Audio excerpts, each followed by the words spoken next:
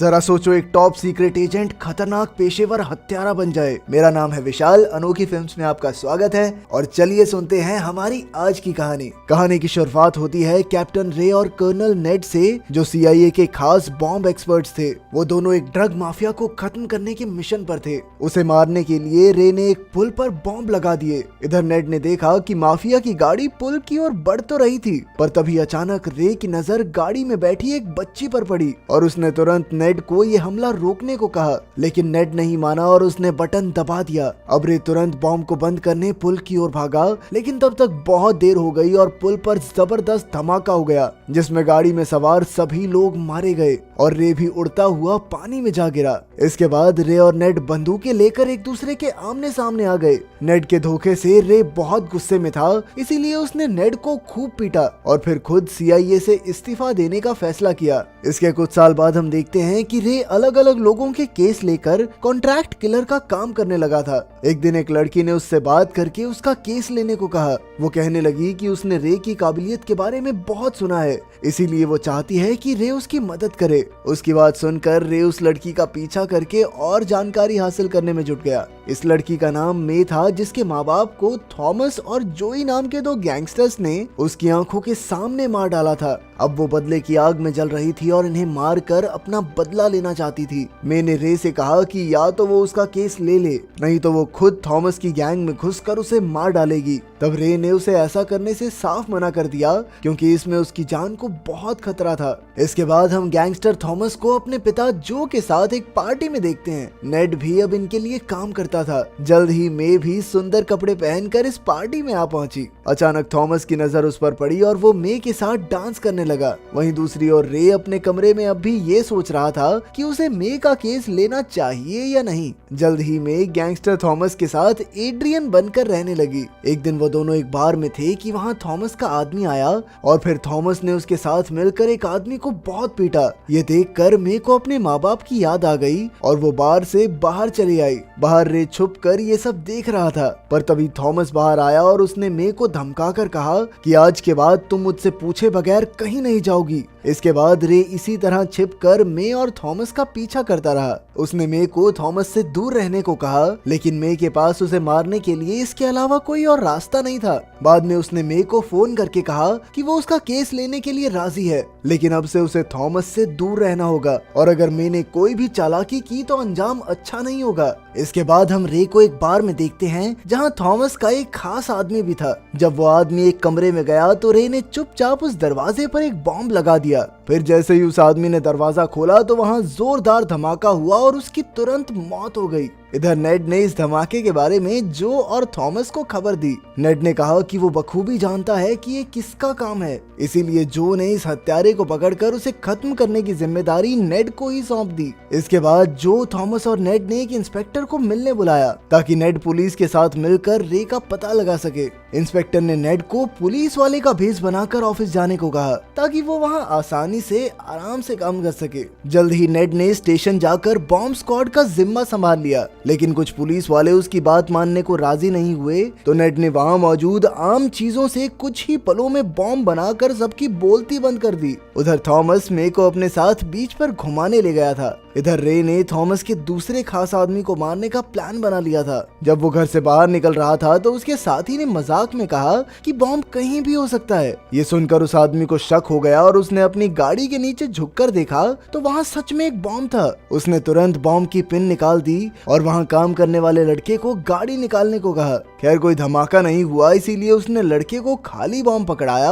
और खुद गाड़ी में निकल पड़ा। जब उसने पार्किंग से निकालने के लिए सिक्योरिटी कोड लगाया तो अचानक मशीन में विस्फोट हो गया, जिससे उसकी मौके पर ही मौत हो गई। उधर नेड बीच पर मे से मिलने गया और अचानक ही उसने मे के चेहरे पर थप्पड़ जड़ दिया। नेड ने कहा कि वो मे को थॉमस के इतने करीब इसलिए लाया ताकि मे अपना बदला ले सके और इसी चक्कर में रे भी उसके पीछे यहीं फंस जाए ताकि नेड उसे हमेशा के लिए खत्म कर सके। तब ये खुलासा होता है कि मे बदला लेने के साथ साथ नेड के लिए काम कर रही थी। खैर फिर मे ने बताया कि रे ना तो उससे मिलता है और ना ही उसका फोन उठाता है। कुछ ही देर में थॉमस भी आ गया, पर वो अपने आप में इतना मशगूल था कि उसे समझ ही नहीं आया कि यहाँ चल क्या रहा है। वहीं दूसरी ओर रे अपने कमरे में बेहद खतरनाक विस्फोटक बनाने में जुटा था। इसके बाद वो एक पूल पार्टी में पहुंचा जहां थॉमस भी मौजूद था। जैसे ही एक वेटर टेबल लेकर आया तभी रे ने अपने रैकेट का बटन दबा दिया। फिर उसने बड़ी चालाकी से टेबल पर रखा हुआ कप बदल दिया। इसके बाद वेटर टेबल को एक कमरे में ले गया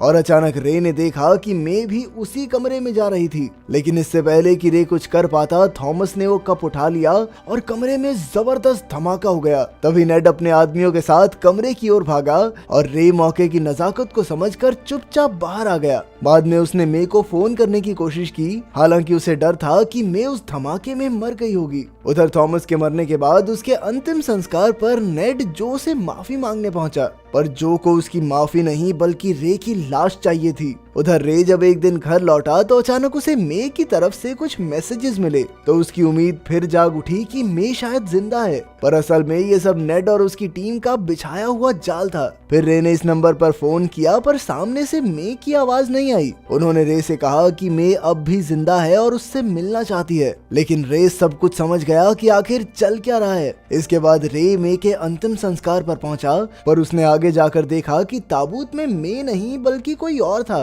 तभी चर्च में मे भी पहुंच गई और रे ने उसके करीब जाकर उसकी तलाशी ली। उसे मे के पास एक बंदूक मिली, पर रे उसे लेकर निकल गया। इधर नेड भी चर्च आ पहुंचा और ताबूत को देखते ही वो भी समझ गया कि मे अब भी जिंदा है। उधर रे और मे ने एक होटल में इकट्ठे रात गुजारी, पर अगली सुबह जब रे नहाकर बाहर आया तो उसने देखा कि मे ने एक कागज पर लिखा हुआ था कि रे को उस पर भरोसा नहीं करना चाहिए। मे होटल से बाहर निकल ही रही थी कि नेड ने उसे पकड़ लिया। मे ने उसे समझाया कि उसका अंतिम संस्कार रे को पकड़ने का एक तरीका था, पर नेड के आदमियों ने उसे पकड़ लिया। तब उसने वॉशरूम का बहाना बनाकर एक औरत से फोन छीना और रे को आगाह कर दिया कि नेड के आदमी ऊपर आ रहे हैं। अब रे ने तुरंत कमरे में चारों ओर विस्फोटक लगा दिए। जल्द ही नेड के आदमी रे के कमरे के बाहर आ पहुंचे। कुछ आदमी अंदर घुसे और जैसे ही एक आदमी ने फोन उठाकर नीचे रखा तो अचानक वहां जोरदार धमाका हो गया और उस आदमी की मौके पर ही मौत हो गई। जल्द ही कमरे में चारों ओर से धमाके होने लगे और पूरा कमरा नीचे आ गिरा।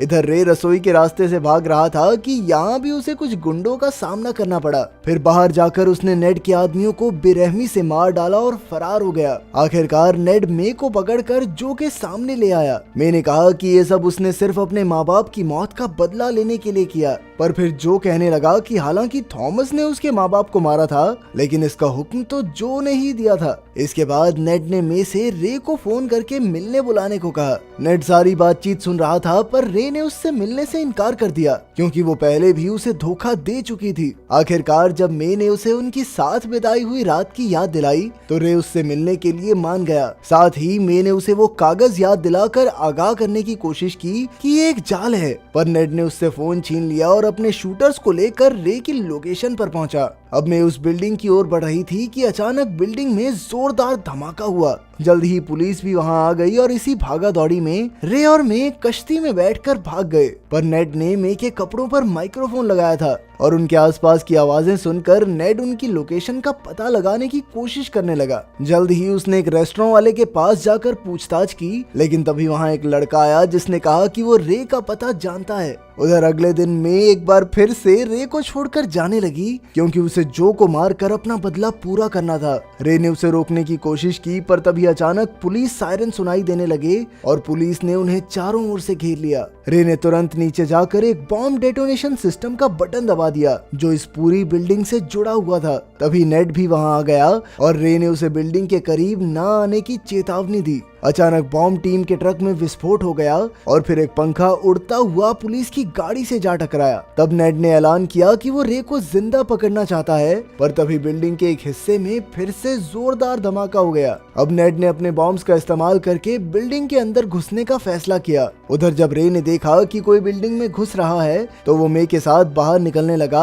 और अचानक नेड ने उनके सामने आकर बंदूक तान दी। नेड ने बताया कि उसने मे के शरीर पर पहले ही एक बॉम्ब लगा दिया था और अगर उसने बटन दबाया तो मे की मौत तो पक्की है। अब नेड धीरे धीरे मे की ओर बढ़ रहा था, पर अचानक उसने एक बॉम्ब बटन पर पैर रख दिया, जिससे पीछे एक बम फटा और नेड नीचे गिर गया। इसके बाद रे ने बड़े ध्यान से मे का बॉम्ब लिया और उसे जल्दी से वहाँ से भाग जाने को कहा, क्योंकि कुछ ही पलों में बिल्डिंग तबाह होने वाली थी। मे के निकलते ही रे बॉम्ब को बिल्डिंग में फेंककर खुद भी भाग निकला और पीछे एक के बाद एक जबरदस्त धमाके होने लगे। इस तरह नेड की तो मौत हो गई, लेकिन रे और मे एक खुफिया सुरंग की मदद से फरार हो गए। फिर अगली सुबह जब जो को बिल्डिंग में धमाके की खबर मिली तो वो रे और मे की मौत के बारे में सोचकर बहुत खुश हुआ। तभी उसके लिए एक लिफाफा आया जिसमें एक नेकलेस था। उसमें मे और उसके माँ बाप की तस्वीर थी, लेकिन असल में ये भी एक बॉम्ब था। मगर इससे पहले कि जो कुछ कर पाता, बम फट गया और जो का काम तमाम। अपने बदले को पूरा करके मे रे के साथ एक दूसरे शहर में नई जिंदगी बसाने के लिए निकल पड़ी। अगर वीडियो पसंद आई तो लाइक कर देना, चैनल को सब्सक्राइब कर देना। मिलते हैं अगली वीडियो में।